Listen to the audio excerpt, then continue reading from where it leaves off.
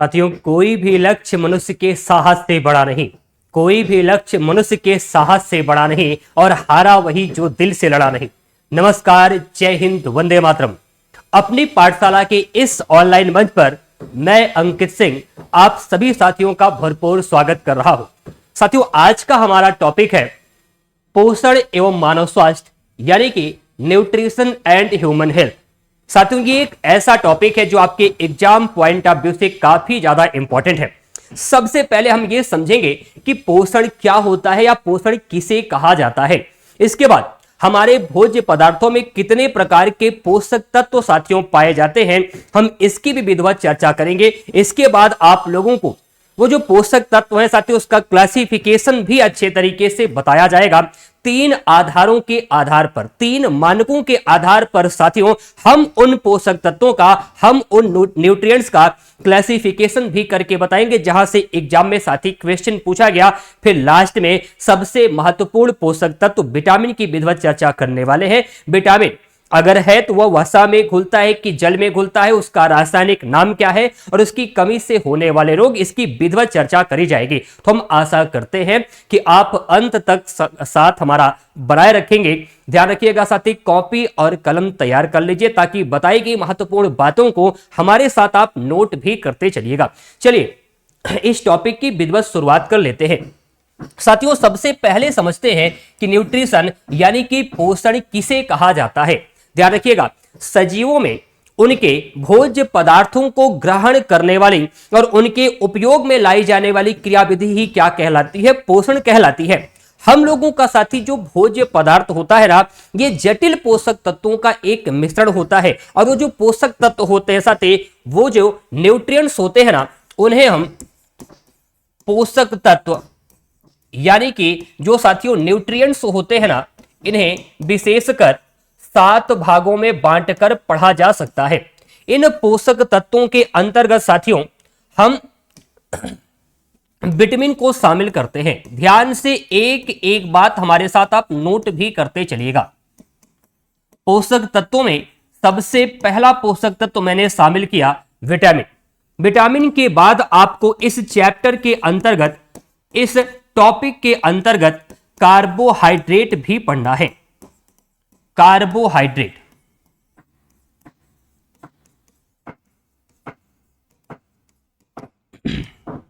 Carbohydrates के बाद वसा, जिसे इंग्लिश में फैट या लिपिड्स कहा जाता है। इसके बाद प्रोटीन, प्रोटीन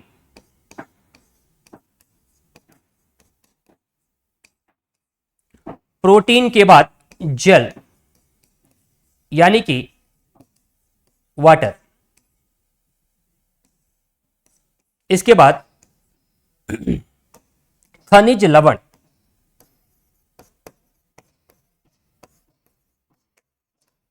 खनिज लवण यानी कि मिनरल्स। और इसी के साथ साथ साथियों सबसे अंत में आपको रेसे यानी कि फाइबर्स भी पढ़ लेना है। फाइबर्स, तो हमने कहा साथी, हम लोगों का जो भोजन होता है ना, उसमें कई प्रकार के पोषक तत्व पाए जाते हैं, कई प्रकार के न्यूट्रिएंट्स पाए जाते हैं, जैसे कि विटामिन, कार्बोहाइड्रेट, वसा, प्रोटीन, जल, खनिज लवण और रेसे। अब इनका क्लासिफिकेशन साथी आप लोगों को देखना है। ध्यान दीजिएगा, अगर हम पोषक तत्वों के वर्गीकरण की साथी बात करते हैं, और याद रखिए ये टॉपिक साथी काफी इंपॉर्टेंट है। पोषक तत्वों का, पोषक तत्वों का वर्गीकरण, वर्गीकरण यानी कि classification of, classification of nutrients, classification of nutrients. ध्यान रखिएगा साथी, 3 आधारों पर हम यहां पर पोषक तत्वों का वर्गीकरण करने वाले हैं। तो जो सबसे पहला आधार हमारा होगा पोषक तत्वों के वर्गीकरण का, वो उनकी कार्यात्मक उपयोगिता के आधार पर होगा। कार्यात्मक उपयोगिता के आधार पर, यानी उनका जो साथी कार्य होता है इसके आधार पर हम पोषक तत्वों का वर्गीकरण आपको बताने जा रहे हैं, क्लासिफिकेशन आपको बताने जा रहे हैं। साथियों, यदि आपसे प्रश्न पूछेगा कि इसमें ऊर्जा उत्पादक पोषक तत्व किसे कहा जाता है, ऊर्जा उत्पादक पोषक तत्वों के अंतर्गत यानी कि ऐसे कौन कौन से साथी न्यूट्रिएंट्स हैं यहां पर जो एनर्जी प्रोड्यूस करते हैं, तो ऊर्जा उत्पादक पोषक तत्वों के अंतर्गत साथियों हम विशेषकर कार्बोहाइड्रेट और वसा को शामिल करते हैं। साथियों, अगर ऊर्जा उत्पादक पोषक तत्वों की बात करेंगे तो मैंने आप लोगों को बताया कि हम कार्बोहाइड्रेट और वसा को शामिल करते हैं, लेकिन इसी के साथ साथ हम प्रोटीन को भी शामिल कर सकते हैं। प्रोटीन के माध्यम से भी ऊर्जा प्रदान की जाती है, लेकिन मुख्य जो ऊर्जा उत्पादक तत्व होते हैं वो कार्बोहाइड्रेट और वसा को ही माना जाता है। इसके बाद अगर वृद्धि और निर्माण तत्व की साथी बात करेगा,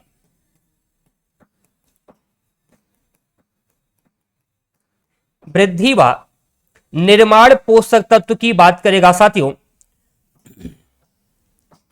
तो यहां पर आप प्रोटीन शामिल कर सकते हो। किसको? प्रोटीन शामिल कर सकते हो।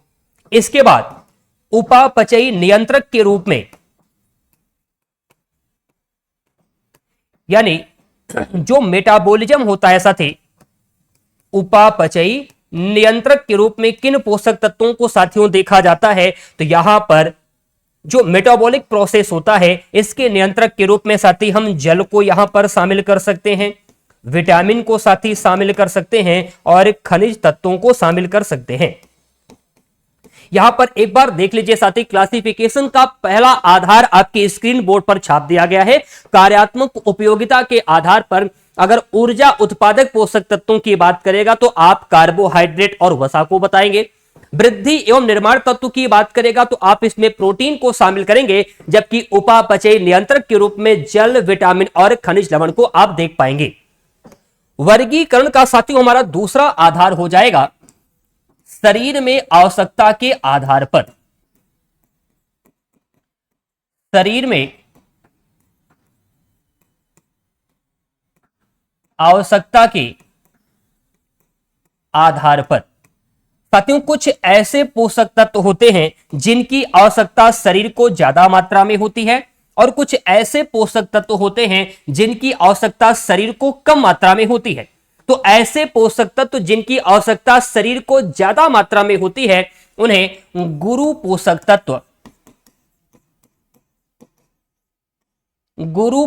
तत्व या इसे इंग्लिश में मैक्रो एलिमेंट या मैक्रो न्यूट्रिएंट्स के नाम से जाना जा सकता है।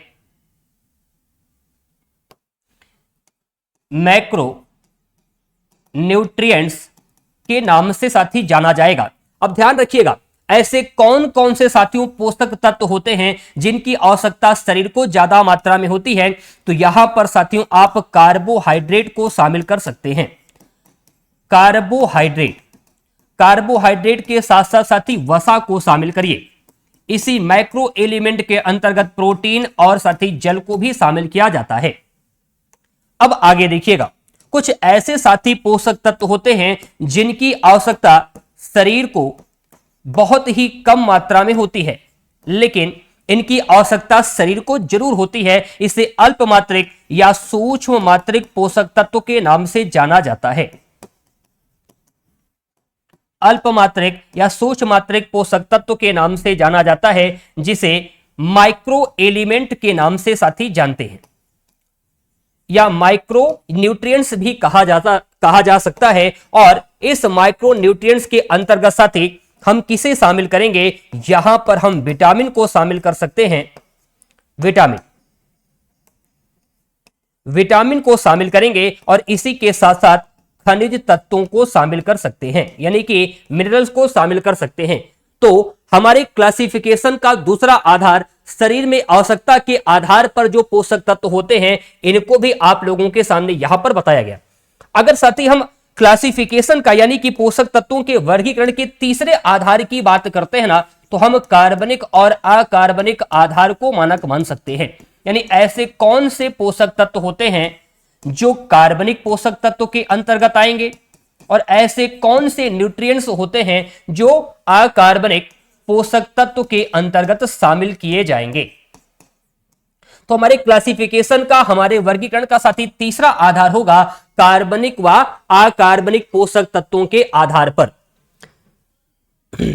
ध्यान दीजिए, अब यहां पर साथियों ध्यान से देखिएगा, कार्बनिक व अकार्बनिक पोषक तत्व, अगर आप लोगों से साथी क्वेश्चन पूछेगा ऐसे कौन से पोषक तत्व होते हैं जो कार्बनिक पोषक तत्वों के अंतर्गत आते हैं, तो यहां पर साथी आप कार्बोहाइड्रेट को शामिल कर सकते हैं। कार्बोहाइड्रेट, कार्बोहाइड्रेट के साथ साथ वसा, प्रोटीन और विटामिन,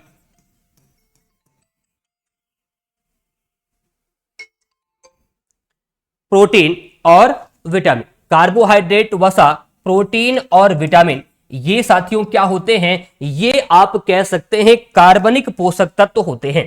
एक बार इसे नोट भी कर लीजिएगा, कार्बनिक पोषक तत्व यानी जिनमें कार्बन के अंग या कार्बन के अंश मौजूद होते हैं, जबकि अकार्बनिक इनऑर्गेनिक पोषक तत्व यानी कि यहां पर साथी अगर चर्चा करेगा इनऑर्गेनिक न्यूट्रिएंट्स के, अकार्बनिक पोषक तत्व की, तो इसके अंतर्गत हम साथी जल को शामिल करेंगे। जल के साथ साथ हम खनिज लवण को शामिल कर सकते हैं, जल और खनिज लवण। अब एक बार साथी पूरा जितना अभी तक आप लोगों को बताया गया है ना, इसे हम आपको रिवाइज करवा दे रहे हैं।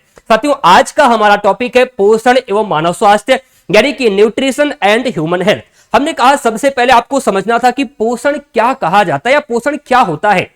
हमने आप लोगों को बताया कि सजीवों के द्वारा उनके भोजन को ग्रहण करने वाली और शरीर के उपयोग में लाई जाने वाली क्रियाविधि क्या कहलाती है, न्यूट्रिशन कहलाती है। साथियों हम लोगों का जो भोजन होता है ये कई सारे पोषक तत्वों का जटिल मिश्रण होता है, जिनको मुख्यतः हम 7 श्रेणियों में बांट कर पढ़ते हैं, जैसे कि विटामिन, कार्बोहाइड्रेट, वसा, प्रोटीन, जल, खनिज लवण और रेसे। अब इन पोषक तत्वों का साथी वर्गीकरण यानी कि क्लासिफिकेशन 3 आधार पर किया गया है। इनके कार्यात्मक उपयोगिता के आधार पर, यानी इनका कार्य क्या होता है।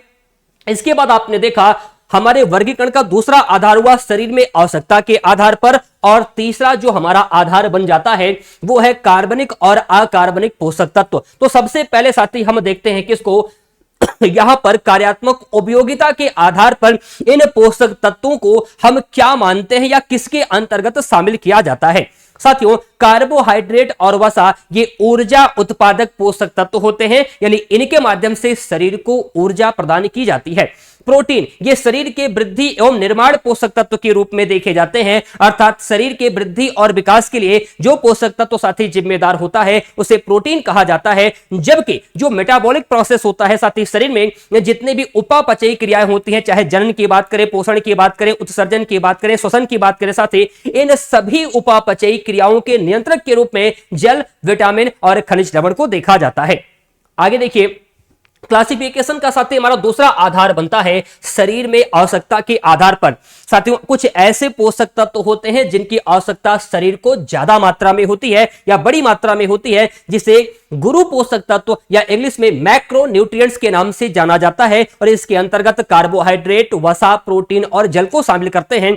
जबकि साथी कुछ ऐसे पोषक तत्व हैं जिनकी आवश्यकता शरीर को कम मात्रा में होती है या सूक्ष्म मात्रा में होती है, इसे साथी अल्प या सूक्ष्म मात्रिक पोषक तत्व यानी कि माइक्रो एलिमेंट्स या माइक्रो न्यूट्रिएंट्स के नाम से जाना जाता है, और इसके अंतर्गत हम विटामिन और खनिज तत्वों को शामिल करते हैं।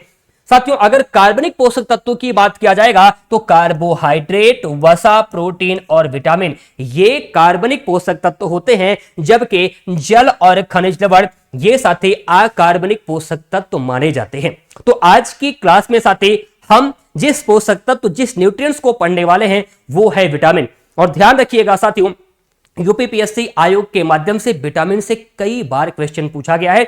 हम आप लोगों को लगातार साथी प्रीवियस ईयर क्वेश्चन पेपर का सलूशन दे रहे हैं, और आप अगर उस क्लास में शामिल होते रहे हैं तो आपने देखा कि कई बार साथी विटामिन से क्वेश्चन परीक्षाओं में पूछा जा चुका है। तो आज हम लोग विशेष तौर पर विटामिन को ही पढ़ने वाले हैं। साथियों हमारे यहां पर विटामिन को पढ़ने पढ़ाने का यहां पर साथी विशेष मतलब यह है कि परीक्षा में कई बार यहां से क्वेश्चन पूछा गया है। अच्छा विटामिन क्या होता है, इसके खोजकर्ता कौन है, ये शब्द का प्रतिपादन किसने किया, ये तमाम सारी जानकारी आपको देंगे। साथ ही विटामिन कितने प्रकार का होता है, कौन सा विटामिन है, उसका रासायनिक नाम क्या है, और कमी से होने वाले रोग, ज्यादातर साथी परीक्षाओं में प्रश्न यहीं से पूछा गया है। तो चलिए हम विटामिन की विधिवत शुरुआत कर लेते हैं। विटामिन,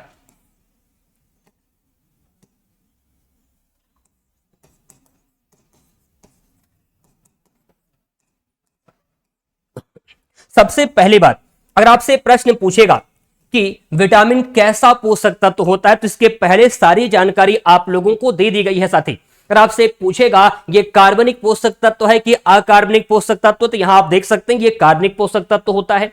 इसके बाद अगर आप लोगों से पूछेगा ये अल्पमात्रिक पोषक तत्व के अंतर्गत आएगा कि सोच यहां पर कि गुरु पोषक तत्व के अंतर्गत आएगा, तो आप ये बता सकते हैं साथी ये अल्पमात्रिक पोषक तत्व के अंतर्गत आएगा।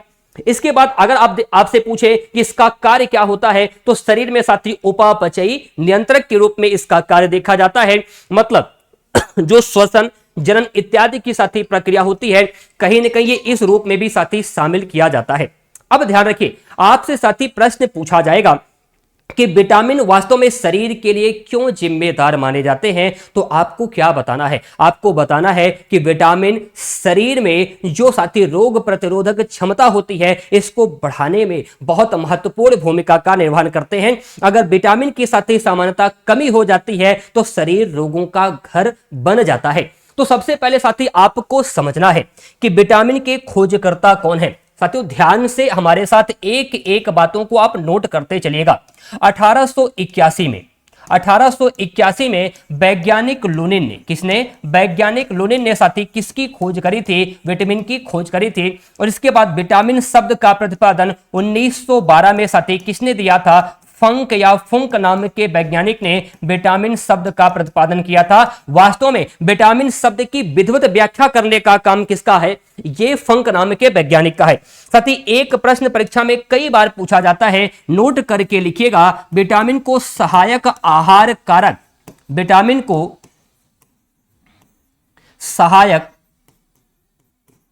आहार कारक की संज्ञा किसने दी, को न्यूट्रिशनल फैक्टर की संज्ञा साथी किसने दी, तो आपका उत्तर आना चाहिए हॉपकिंस ने दी। किसने दी, हॉपकिंस ने दी। अब यहां पर ध्यान रखिएगा, अगर आपसे प्रश्न पूछेगा विटामिन कितने प्रकार का होता है, विटामिन के साथी प्रकार की हम चर्चा करने जा रहे हैं, तो यहां पर नोट कर लीजिएगा साथियों, विटामिन 2 प्रकार का होता है।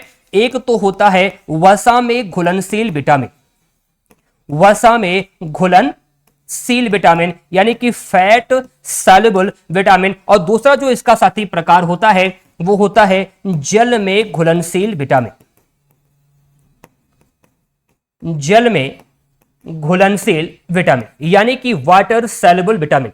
अब साथियों वसा में घुलनशील विटामिन के अंतर्गत हम vitamin A, vitamin D, vitamin E और विटामिन के को शामिल करते हैं, जबकि साथी जल में घुलनशील विटामिन के अंतर्गत बी कॉम्प्लेक्स यानी बी का पूरा समूह और इसी के साथ साथ साथियों विटामिन सी को शामिल किया जाता है। अब अंतर क्या है साथियों, इसको समझने का प्रयास करिएगा। Vitamin A, vitamin D, vitamin E और के ये वसा में घुलनशील विटामिन होते हैं, साथी इसका संचयन भी शरीर में हो जाता है।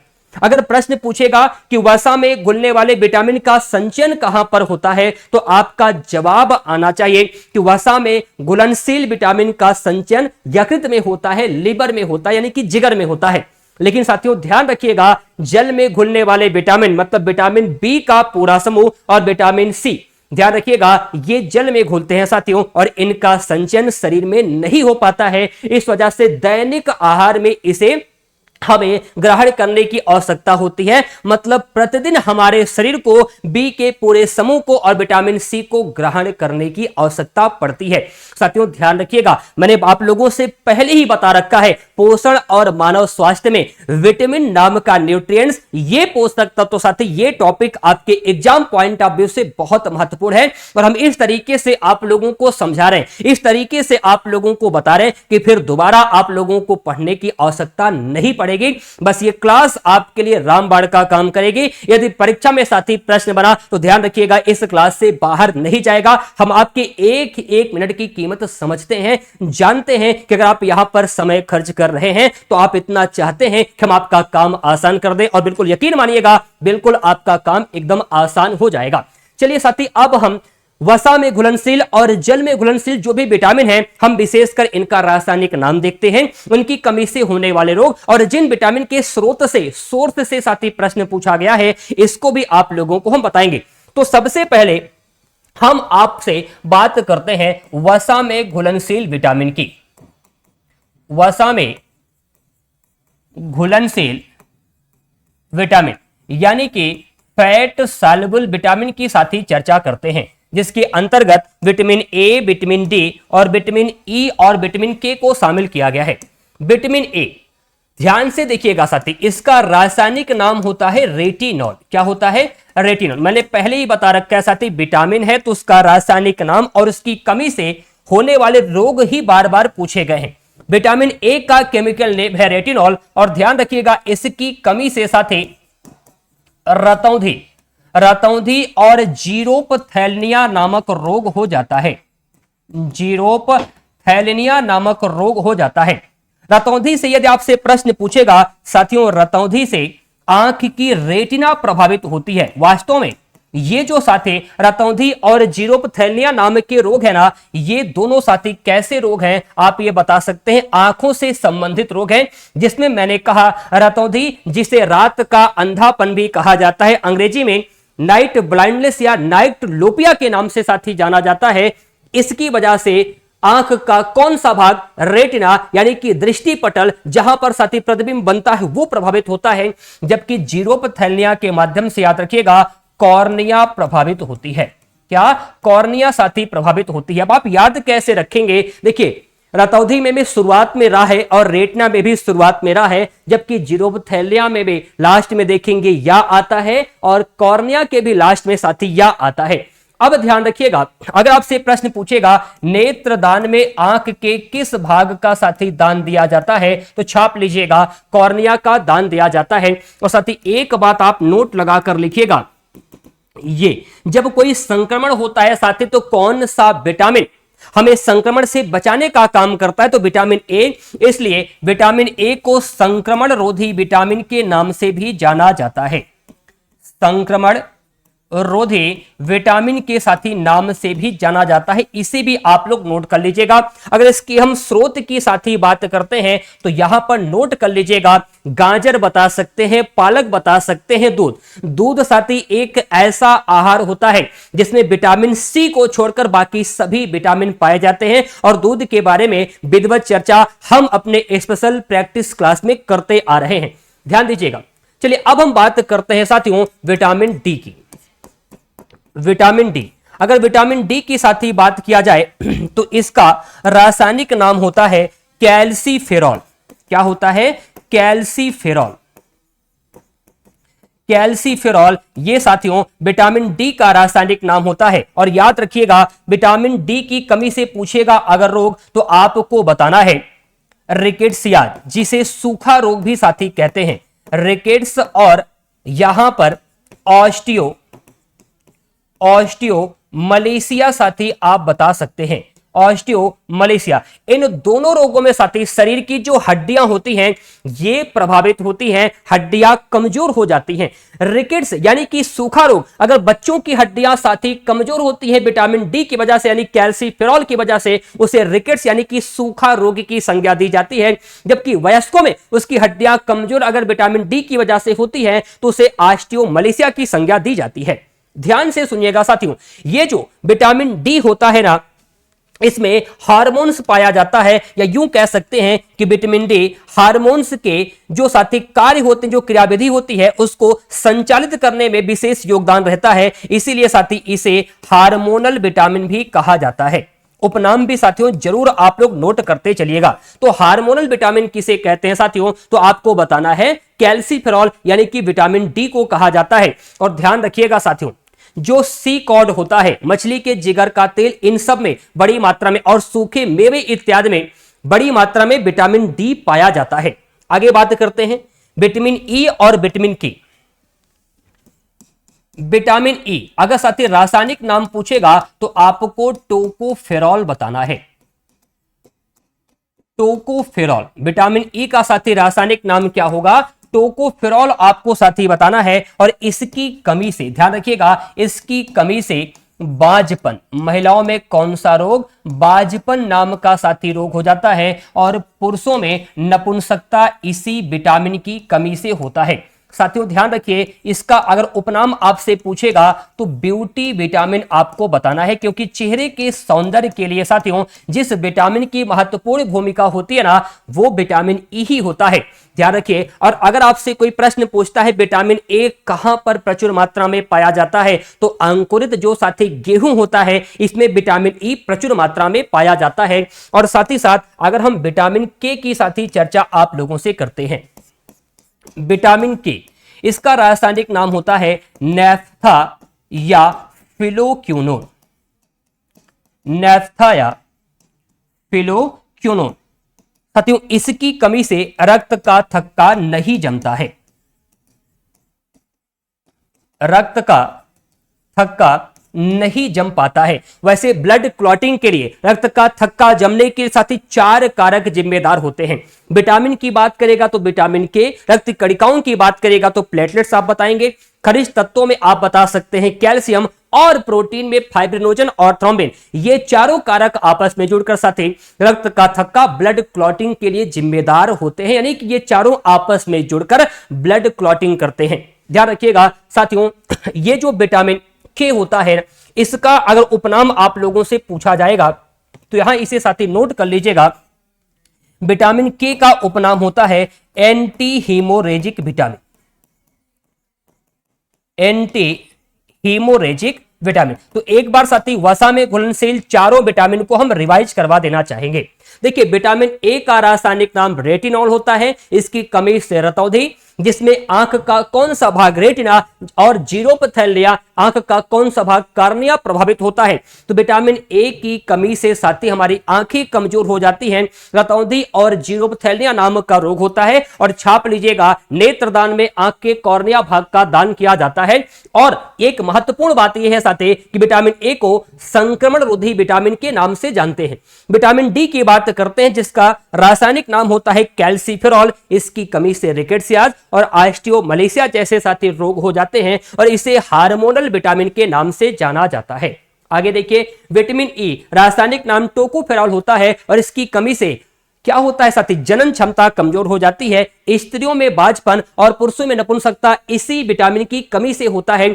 चेहरे के सौंदर्य के लिए जिस विटामिन की महत्वपूर्ण भूमिका देखी जाती है, उसे विटामिन ई के रूप में ही जाना जाता है। यानी विटामिन ई चेहरे के सौंदर्य के लिए साथी जिम्मेदार होता है। इसी वजह से इसे ब्यूटी विटामिन के नाम से जाना जाता है। और ध्यान रखिए, विटामिन के, इसका रासायनिक नाम नैफ्था या फिलोक्विनोन होता है, और इसकी कमी से साथी रक्त का थक्का नहीं जम पाता है। इसे एंटी हीमोरेजिक विटामिन कहा जाता है। क्यों? क्योंकि यह रक्त का थक्का जमने के लिए साथी जिम्मेदार माना जाता है।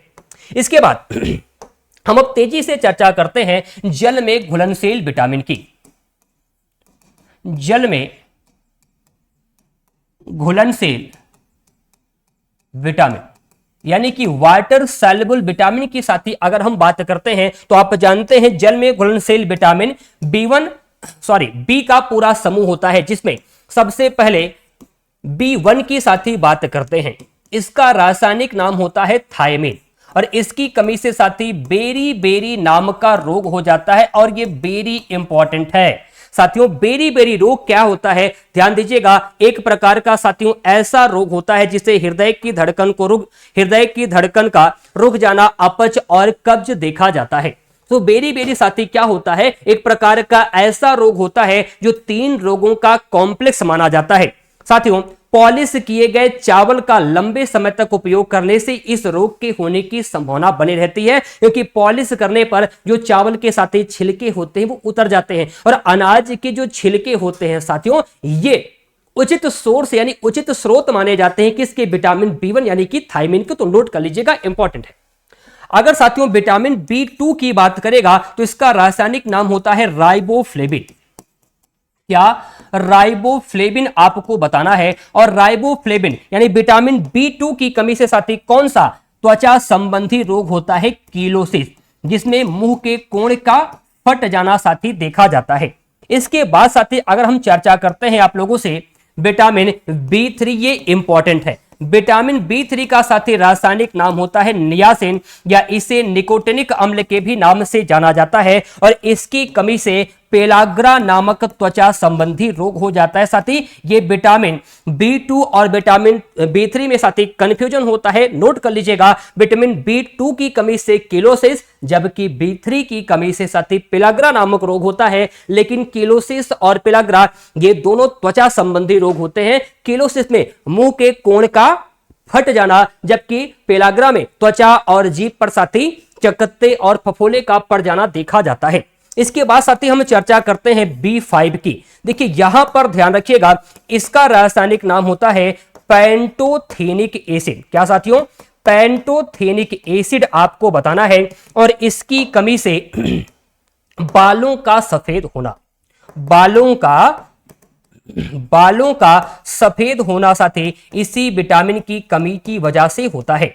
इसके बाद साथियों देखिए विटामिन बी4 का रासायनिक नाम इंपॉर्टेंट है, जिसकी चर्चा साथियों हम अंत में करने वाले हैं। विटामिन बी6 की अगर बात करते हैं तो पायरिडॉक्सिन, ये विटामिन बी6 का साथी रासायनिक नाम होता है, और इसकी कमी से एनीमिया नामक रोग हो जाता है। एनीमिया, जिसको साथी हिंदी में क्या कहा जाता है, रक्त अल्पता यानी कि खून की कमी कहा जाता है। इसके बाद साथियों अगर हम बात करते हैं विटामिन बी7 की, विटामिन बी7 जिसको विटामिन एच के नाम से भी जाना जाता है, और जिसका रासायनिक नाम होता है बायोटिन। क्या, बायोटिन होता है साथी बालों का झड़ना। बालों का झड़ना ये किस विटामिन की कमी से साथी देखा जाता है, तो बी7 यानी कि विटामिन एच की कमी की वजह से ही देखा जाता है। विटामिन ए का रासायनिक नाम साथी हम आगे आपको बताने वाले हैं, क्योंकि ये उतना ज्यादा इंपॉर्टेंट नहीं है। लेकिन विटामिन बी9, इसका साथियों रासायनिक नाम होता है फॉलिक अम्ल समूह। फॉलिक अम्ल समूह ये विटामिन बी9 का साथियों रासायनिक नाम होता है, और इसकी कमी से भी एनीमिया यानी कि रक्त अल्पता नामक रोग हो जाता है। इसके बाद अगर हम आपसे चर्चा करते हैं विटामिन बी10 की, जिसके रासायनिक नाम साथी हम आगे आपको बताने वाले हैं। बी10 के साथ साथ बी11 का रासायनिक नाम ही केवल पूछा जाएगा, जिसकी चर्चा हम लास्ट में साथी करने वाले हैं। बी12, ये ध्यान रखिएगा, ये साथियों इसका रासायनिक नाम पहली बात तो आप लोग जरूर याद कर लीजिएगा, इसे साइनोकोबाल्मिन के नाम से जाना जाता है, और इसके उपनाम के रूप में साथी इसे कोबाल्टधारी विटामिन भी कहा जाता है।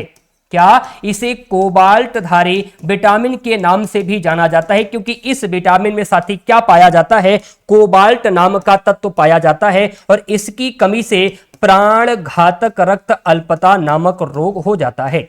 प्राण घातक रक्त अल्पता नामक रोग यानी फेटल एनीमिया साथी किसकी वजह से होता है, तो आपको बताना है ये विटामिन बी12 की कमी से होता है। वास्तव में विटामिन बी12 की कमी से आरबीसी परिपक्व होने से पहले ही नष्ट हो जाती है, जिसमें संबंधित व्यक्ति के शरीर में ऑक्सीजन का परिवहन अवरुद्ध हो जाता है और उसकी मृत्यु हो जाती है। चलिए साथी, जो बी के समूह में कुछ विटामिन छूट गए हैं उनका रासायनिक नाम सिर्फ आप लोग देख लीजिएगा। अगर बी4 की बात करेगा तो साथियों इसका रासायनिक नाम होता है एडेनिन। इसी के बाद अगर बी8 की बात करेगा साथियों तो इसका रासायनिक नाम नोट करिएगा एनोसिटॉल। ये विटामिन इतने ज्यादा साथी महत्वपूर्ण नहीं है, क्योंकि यहां से अभी तक कभी भी प्रश्न पूछा नहीं गया है, फिर भी रासायनिक नाम आप लोग जरूर जानते रहिएगा। इसी के साथ साथ विटामिन बी10 जिसका रासायनिक नाम पाबा होता है, जिसका फुल फॉर्म होगा साथियों पैरा एमिनो बेंजोइक एसिड, और साथ ही साथ बी11 इसका रासायनिक नाम नोट करिएगा सॉलिसिलिक एसिड। क्या साथियों? सॉलिसिलिक एसिड आप लोगों को बताना है। तो ये चारों जो विटामिन है B4, B8, B10 और B11, इनका रासायनिक नाम भी नोट कर लीजिएगा।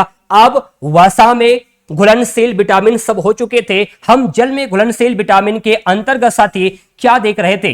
विटामिन बी का पूरा समूह, इसके साथ साथ विटामिन सी भी आप लोग देखिएगा। ये टॉपिक अब यहां पर साथी कंप्लीट हो जा रहा है। विटामिन सी की साथी अगर बात करेगा ना, तो इसका रासायनिक नाम होता है एस्कॉर्बिक एसिड। और साथियों, एस्कॉर्बिक एसिड की कमी से कौन सा रोग होता है? एस्कॉर्बी नामक रोग होता है, जिससे हमारे मसूड़ों से तेजी से दुर्गंध और मवाद आता है। साथियों ध्यान रखिएगा। और जब आपसे प्रश्न पूछेगा इसका स्रोत क्या होता है, तो जो खट्टे फल होते हैं जैसे कि नींबू, आंवला और आप मौसमी इत्यादि को साथी देख पाएंगे, इन सभी में प्रचुर मात्रा में विटामिन सी पाया जाता है। तो आशा करते हैं कि साथियों ये विटामिन का टॉपिक, ये मानव स्वास्थ्य एवं पोषण का टॉपिक जिसमें आपको विशेषकर विटामिन पढ़ाया गया है, ये आप लोगों को अच्छे तरीके से समझ में आ गया होगा। यदि ये वीडियो आप लोगों को साथियों पसंद आया हो और लगता है कि अब हमारा सारा प्रश्न विटामिन से संबंधित इस एक वीडियो से कवर हो जाएगा, तो आप इस सेशन को लाइक करिएगा, शेयर करिएगा। आपने हमें अंत तक सुना, इसके लिए आप लोगों का आभार। तो खुश रहिएगा, व्यस्त रहिएगा, मस्त रहिएगा। हम मिलते हैं नेक्स्ट सेशन में। तब तक के लिए जय हिंद, वंदे मातरम।